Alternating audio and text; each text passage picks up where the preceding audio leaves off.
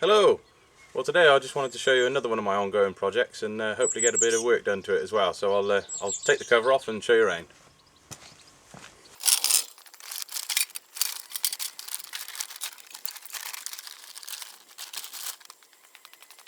Well, there it is. It's what it's going to be is a little tipping truck, sort of forward control, petrol driven truck with a hydraulic tipping bed on the back. I've got a bit of an area here, about 1.5 acres, that generates quite a lot of garden rubbish and wood and things like that. And so I thought actually we could build something that's that's useful for that. So I can use it like a wheelbarrow dumper truck type thing. So I'll just show you around it and sort of explain it. To give you an idea of the basic layout, this is the front end, back end, turning wheels at the front. It's going to be a forward control type setup, and by that I mean that you sit and control the vehicle from in front of the front axle. So this is the steering column with the steering wheel on top. This will be vertical, but it'll actually be able to pivot to lean forward to enable it to be easier to get on and off the thing. You can see the seat there. That will be on a framework pretty much where it is now, above the engine. It's another Kohler engine, similar to the one in my little tractor, but it's a more modern. It's a Kohler Magnum, 12 horsepower, I think. Little 3-speed and reverse gearbox, same as the one on my little tractor. So behind the gearbox here, all of this back area will be a hydraulic tipping bed. I'll give you a bit of a closer look. The steering will sit up like this normally, but there'll be a latching mechanism by which you can tilt the steering forward to get on and off the machine easier. So you should just be able to see there that the transmission arrangement. So it'll be it'll be a V-belt drive single this time from the engine to the gearbox input pulley there. That will basically be your clutch mechanism. So this orange pulley here is on a pivot, very similar to my little tractor if you've seen that video. So yeah, 3-speed and reverse gearbox. I've already made the gear stick so that it comes up to the side there. You can just see the gear knob.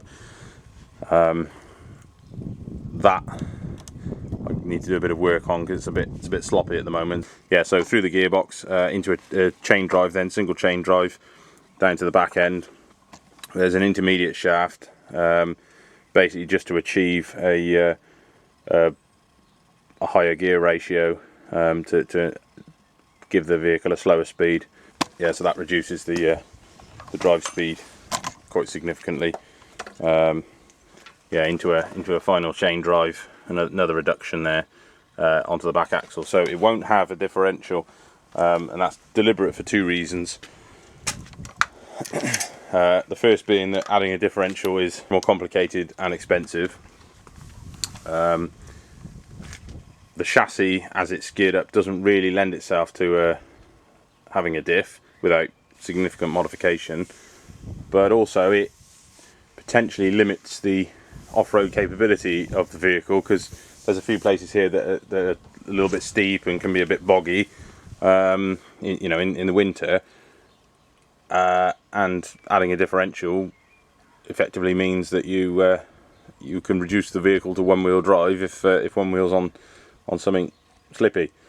So actually, by keeping it simple, should mean that it's more capable in driving around here.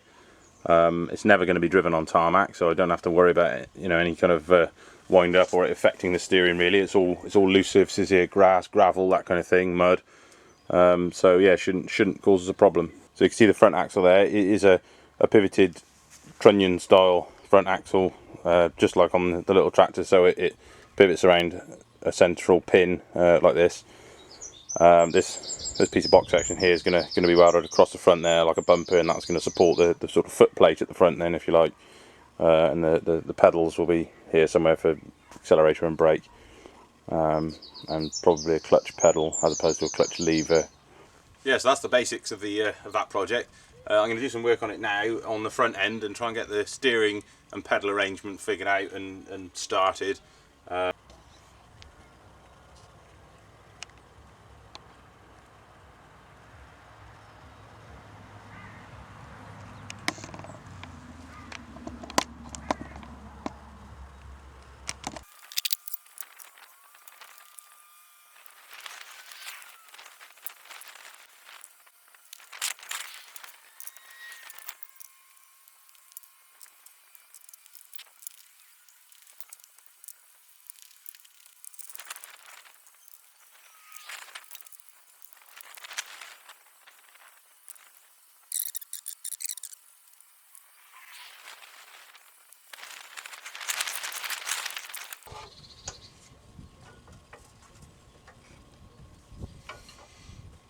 yeah, so the steering wheel needs to come down about 4 inches probably, so it's sort of in your lap nicely, because it will be able to move out of the way, so it won't be a problem to get on and off.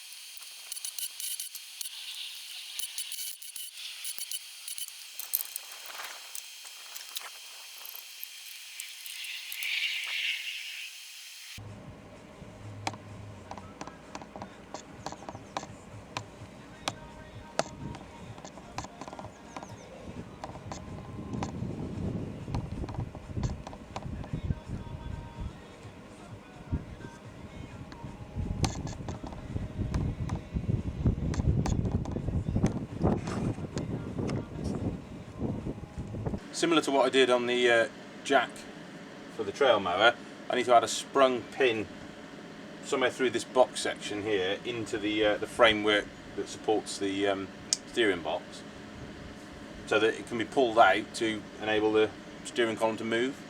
So I've got a piece of stainless rod and just a scrap boss there, mild steel boss, that's got a nice fit between the two, with the hole that was already in there, and a spring that I'll have to cut down.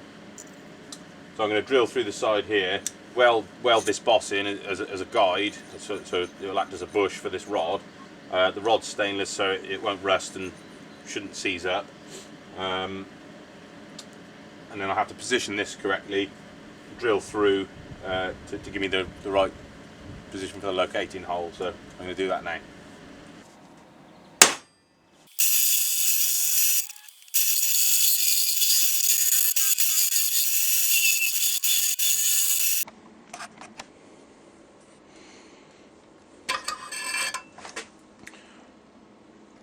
I've put a 20mm diameter hole in this side, and then a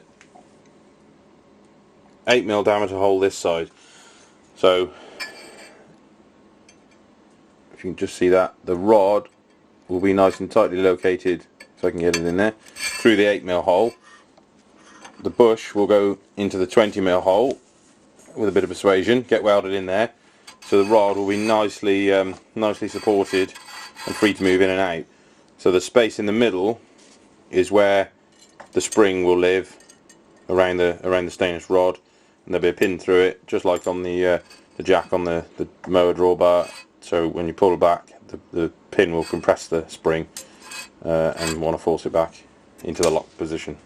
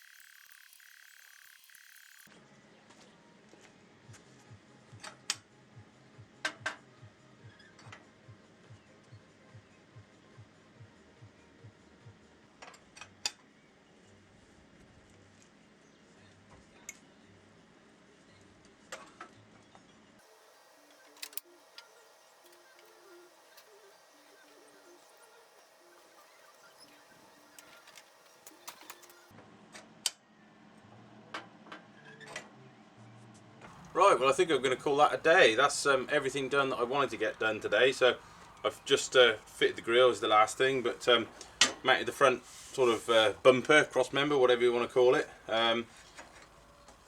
All welded on the steering column, made the sprung pin.